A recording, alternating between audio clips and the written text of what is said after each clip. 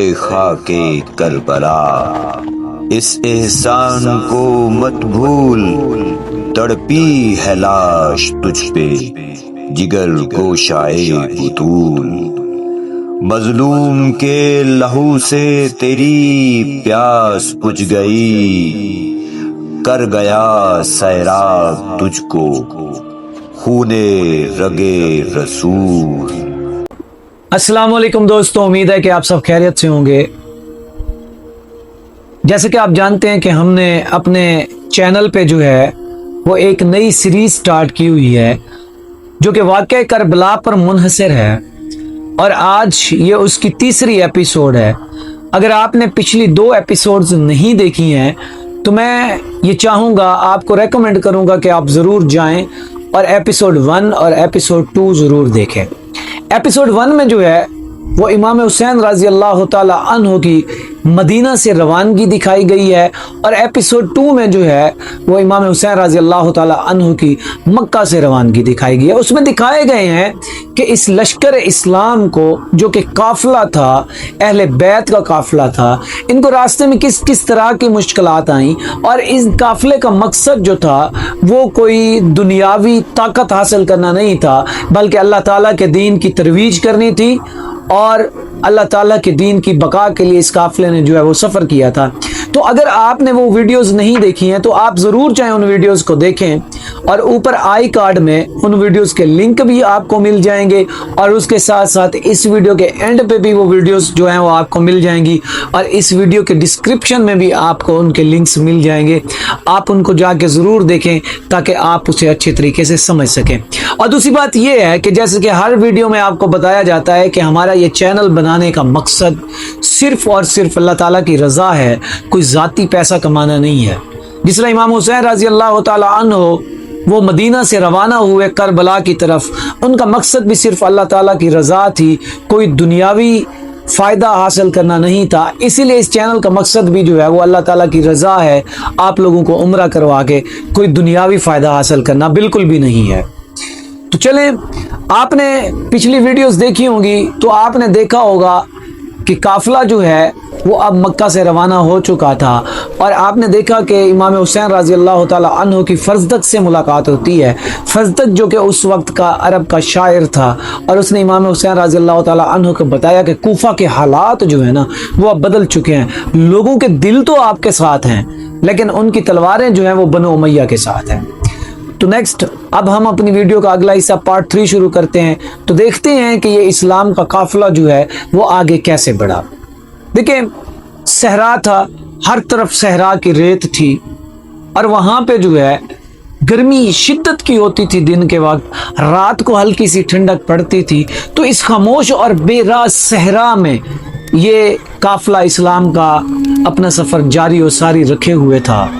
وہ کبھی ڈگمگاتے نہیں تھے، ان کے پاؤں کبھی بھی نہیں ڈگمگاتے تھے، وہ کبھی پیچھے بھی نہیں ہٹتے تھے۔ جسمانی تھکاوٹ ہونے کے باوجود پھر بھی ان کے ایمان میں کسی بھی قسم کی تھکاوٹ نہیں آتی تھی۔ ہر نئی صبح قافلے کو عراق کی سرزمین کے قریب لے کر جا رہی تھی، اور ہر شام جیسے ہی آفتاب غروب ہوتا ایک خاموشی سی چھا جاتی تھی۔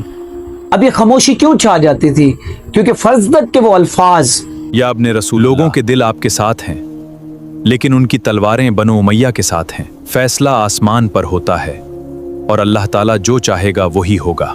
کہ کوفہ کے لوگوں کے دل تو آپ کے ساتھ ہیں لیکن تلواریں بنو امیہ کے ساتھ ہیں، وہ کسی نہ کسی طرح کہیں نہ کہیں قافلے کے لوگوں کے دلوں میں یا قافلے کے لوگوں کے ذہنوں میں وہ گونج رہے تھے۔ تو اس لیے ایک انجانی سی خاموشی جو ہے وہ شام کے وقت چھا جایا کرتی تھی۔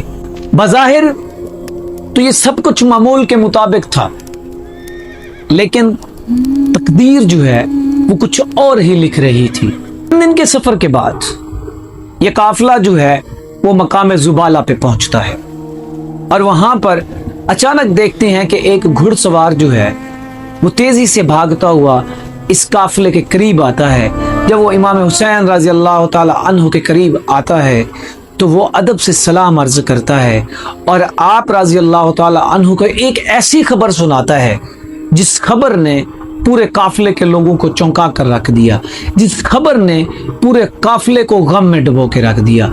तो वो आता है और कहता है, ए इब्ने रसूलुल्लाह, हजरत मुस्लिम बिन अकील और हजरत हानी बिन उर्वा को शहीद कर दिया गया है और कूफा के हालात यकसर बदल चुके हैं। कुछ देर तक काफिले के ऊपर गम के बादल छाए रहे। किसी की जुबान में से एक लफ्ज न निकला, क्योंकि मुस्लिम बिन अकील राजी अल्लाह ताला अन्हु कोई आम शख्सियत नहीं थी। वह नवासा रसूल इमाम हुसैन राजी अल्लाह ताला अन्हु के चचाजाद भाई थे, और वो सफ़ीर हुसैन के नाम से जाने जाते हैं, क्योंकि वो तो इमाम हुसैन राजी अल्लाह ताला अन्हु के सफ़ीर बनकर कूफा गए थे। आपको याद होगा कि अगर आपने पहला पार्ट देखा है तो आपको याद होगा कि इमाम हुसैन राजी अल्लाह ताला अन्हु मुस्लिम बिन अकील से कह रहे होते हैं कि ए मुस्लिम बिन अकील, आप कूफा में जाओ और हालात को देखो, क्योंकि आपको इतने सारे खतूत मिल चुके थे। तो इस वजह से हालात को जानने के लिए आपने सबसे पहले हज़रत मुस्लिम बिन अकील को कूफा की तरफ भेजा था। ए मुस्लिम, आप कोफा जाएं, वहां के हालात मुझे बताएं। तो अब उनकी जब शहादत की खबर मिलती है तो पूरा का पूरा काफिला जो है वो गमगीन हो जाता है। इमाम हुसैन रजी अल्लाह ताला अन्हु ने सर झुका लिया। चंद लम्हों तक आप खामोश रहे, फिर आसमान की तरफ निगाह उठाई और फरमाया, इन्ना लिल्लाहि व इन्ना इलैहि राजिऊन। अल्लाह ताला हजरत मुस्लिम बिन अकील पर अपनी रहमत नाजिल फरमाए। कुछ देर के बाद आपने काफिले के तमाम अफराद को जमा होने का हुक्म दिया। तमाम अफराद करीब आ जाएं। मैं आप सबसे एक अहम बात करना चाहता हूँ। सब लोग बड़ी खामोशी से आप रजी अल्लाह ताला अन्हु के गिर्द जमा हो गए, और आप रजी अल्लाह ताला अन्हु ने बड़े वकार के साथ इरशाद फरमाया, हमें मुस्लिम बिन अकील, हानी बिन उर्वा और अब्दुल्ला बिन यख्तर की शहादत की खबर मौसूल हुई है। कूफा के हालात बदल चुके हैं। जिस मकसद के लिए खतूत लिखे गए थे, अब वो सूरत बाकी नहीं रही। जो शख्स वापस जाना चाहे वो बिला झिझक वापस जा सकता है। मेरी तरफ से उस पर कोई मलामत नहीं होगी। ये अल्फाज सुनकर काफिले में खामोशी छा गई, लेकिन अहले बैत और वो जानिसार साथी जिन्होंने हक का साथ देने का अहद किया था, अपनी जगह पर साबित कदम रहे।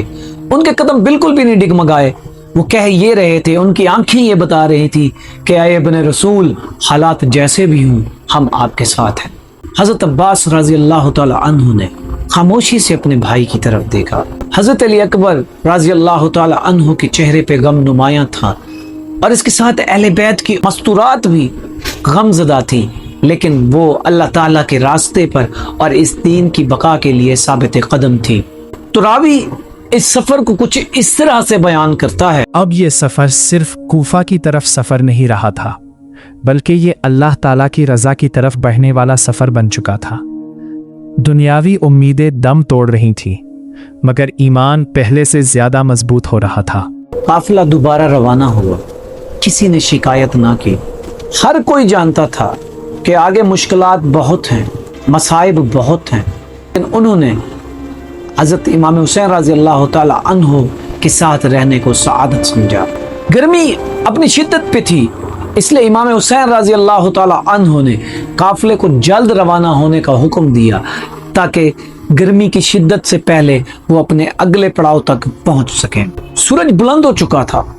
अचानक काफिले में से एक शख्स ने देखा कि दूर से उफक पर गर्द के बादल छाए हुए हैं। पहले तो ये गुमान किया गया कि शायद ये जो धूल उठ रही है ये किसी तिजारती काफिले के गुजरने से उठ रही है, लेकिन बाद में आया हुआ कि ये कोई तिजारती काफिला नहीं था, बल्कि 1000 की तादाद में एक लश्कर था। इमाम हुसैन रज़ी अल्लाह ताला अन्हु ने बड़े गौर से फरमाया, देखो आने वाले कौन है। चंद सवार आगे गए, उन्होंने देखा, फिर वापस आए और अर्ज की, या इब्ने रसूल अल्लाह, आगे एक बहुत बड़ा लश्कर नजर आ रहा है। वो तेजी से हमारे काफिले की तरफ बढ़ रहा है। कुछ ही देर में ये लश्कर करीब आ गया।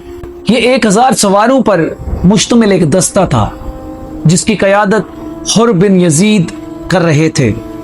हुर अपने घुड़सवारों के साथ, अपने लश्करी दस्ते के साथ आकर इमाम हुसैन रज़ी अल्लाह ताला अन्हु के करीब पहुंचा और आकर रुक गया। تو امام حسین رضی اللہ تعالی عنہ نے دیکھا کہ ہر کے گھڑ سوار اور ان کے گھوڑے جو ہے وہ گرمی کی شدت کی وجہ سے شدید پیاسے ہیں.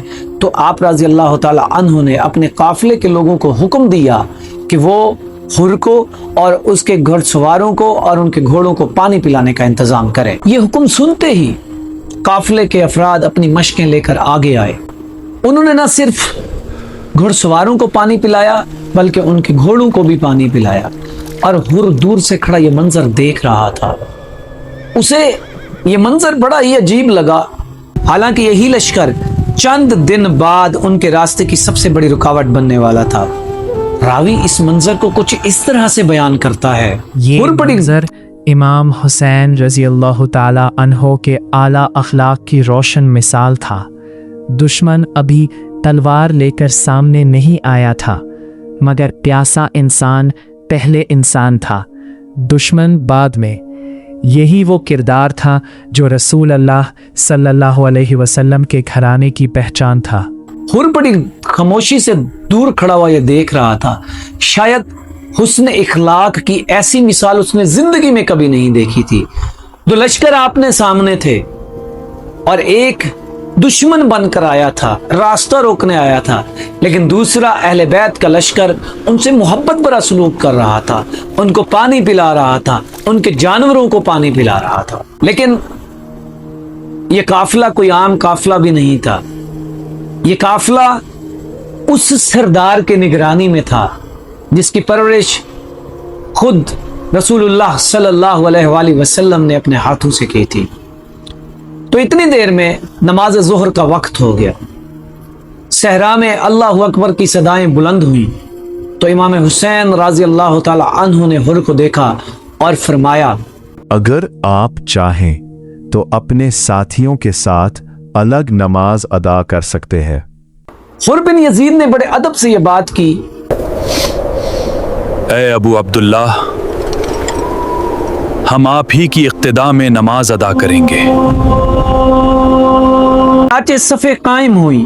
ایک طرف رسول اللہ صلی اللہ علیہ وآلہ وسلم کے نواسے امامت فرما رہے تھے اور دوسری طرف وہی لشکر ان کے پیچھے نماز ادا کر رہا تھا جنہیں ان کا راستہ روکنے کے لیے بھیجا گیا تھا. تاریخ کا ایک ایسا منظر تھا جسے رہتی دنیا تک قائم رہنا تھا. نماز کے بعد امام حسین رضی اللہ تعالی عنہ لوگوں کے درمیان کھڑے ہو گئے. اللہ تعالیٰ کی حمد و ثنا بیان کی، رسول اللہ صلی اللہ علیہ وآلہ وسلم پر درود و سلام بھیجا اور اس کے بعد فرمایا، لوگو، میں تمہارے پاس اپنی خواہش سے نہیں آیا. تمہارے خطوط اور تمہارے قاصد میرے پاس آئے تھے. تم نے مجھے لکھا تھا کہ ہمارے پاس کوئی امام نہیں، آپ تشریف لائیے تاکہ اللہ تعالیٰ آپ کے ذریعے ہمیں حق پر جمع فرمائے. اگر اب بھی تم اپنی اسی رائے پر قائم ہو تو میں تمہارے پاس آنے کے لیے تیار ہوں، لیکن اگر تم اپنی رائے بدل چکے ہو اور میرا آنا پسند نہیں کرتے تو میں واپس اسی جگہ چلا جاؤں گا جہاں سے آیا ہوں. یہ الفاظ سن کر چند لمحوں کے لیے خاموشی چھا گئی. نواسہ رسول ابن رسول امام حسین رضی اللہ تعالی عنہ نے اپنے ساتھیوں کو اشارہ کیا کہ کوفہ کی جانب سے آنے والے خطوط لے کر آئیں. تو وہ خطوط لے کر آئے اور آپ نے فرمایا کہ یہ خطوط جو ہیں وہ ہر کے سامنے پیش کیے جائیں، ہر کو دکھائے جائیں، تاکہ یہ بات واضح ہو جائے کہ اس اہل بیت کے اس قافلے کا مقصد اقتدار حاصل کرنا نہیں تھا بلکہ اللہ تعالیٰ کے دین کی ترویج تھی. تو دوستو، آج کے لیے اتنا ہی. امید ہے کہ یہ ویڈیو آپ کو پسند آئی ہوگی. تو اس سیریز سے جڑے رہیے، ویڈیوز دیکھیے، کمنٹ سیکشن میں لبیک اللہم لبیک لکھنا نہ بھولیے تاکہ آپ کو بھی اللہ تعالیٰ کے گھر کی اور اس کے محبوب کے در کی زیارتیں نصیب ہوتی رہیں. دعاؤں میں یاد رکھیے گا. اللہ حافظ.